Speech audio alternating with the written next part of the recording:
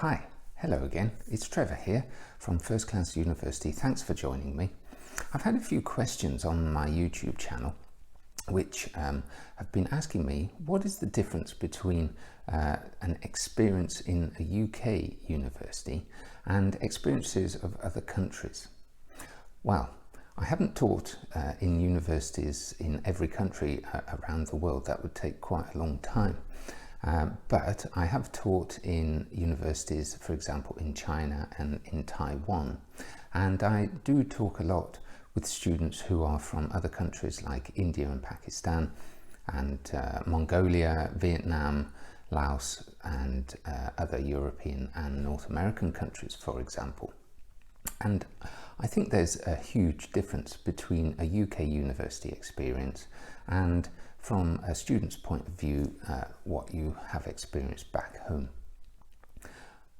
From my understanding, I think especially Chinese and Asian and those sort of countries, their university systems are much more based on the sort of rote learning style. So what do I mean by that? I mean that you are expected to memorize a lot of things and you are not required or encouraged even quite often to ask questions of your teacher, of your lecturer, of the professor who's standing in front of you. And I think that's one of the biggest differences.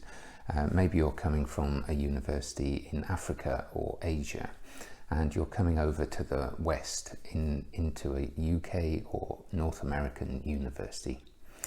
Here in the West, we expect and encourage you at all times to ask questions of your tutor, of your teacher, of your professor, of the lecturer who's standing in front of you in the class or virtually online and teaching you.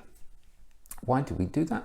We do that not to make you look silly or to make you feel shy or worried or anxious in the class, but we do it really for two reasons.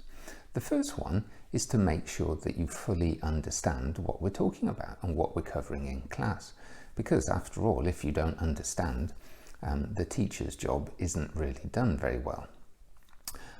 But the teacher can understand it, can explain it, and perhaps the majority of the class understand what they're talking about. But there will be others in the class, I guarantee you, that probably don't understand similarly to you. So it's always a good idea, if you don't understand something, to ask the teacher to please, could you explain it a little bit better. Another reason is we want you to practice and improve your, what some people call your soft skills. So those skills are like communication and the way you explain yourself and ask questions.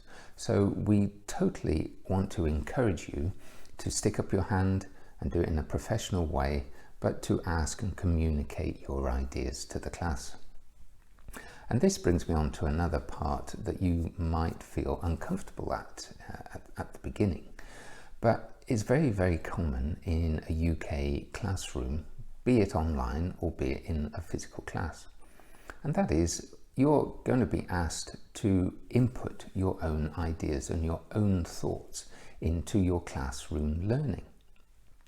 So what do I mean by that? Well, the teacher, the lecturer, the professor, whoever it is who's leading that learning activity will at some stage probably ask you, so what do you think? What's your opinion? What are your ideas in this discussion? Or what would you do in that situation? And this is really important when you're out there in your professional job and your boss comes to you with a problem and your boss probably wants you to solve that problem in a relatively short time. You probably won't have all the answers worked out for you beforehand, and it's up to you then to kind of take what information you can find, synthesize that and work it through in your own mind and come out with some recommendations for your boss as to how the problem could be solved. And that's really what we're trying to get you to do in the soft, calm, friendly environment of your online learning or your classroom-based teaching. Okay, so I think a lot of students from other countries find that very jarring and very anxious and very worrying initially, but believe me, it is much, much better the more you do it, the more you practice doing it. Try not to feel shy, although I completely understand shyness is a challenge for quite a lot of people. You're not going to be the only one in the classroom who has that question.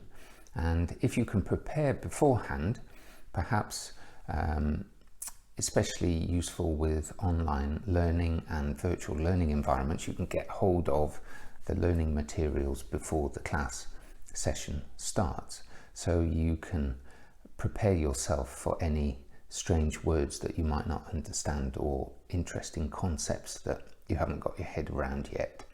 And you can prepare your questions before the class even starts. But even if you haven't got time to do that and you're in class and you're wondering, what is the teacher talking about? I really don't understand. Just ask. It's as simple as that. I hope that helps. Thanks very much. And if you wouldn't mind leaving some comments or some likes in the comment box below, that would be great. Look out for more First Class University episodes soon. Thank you. Bye.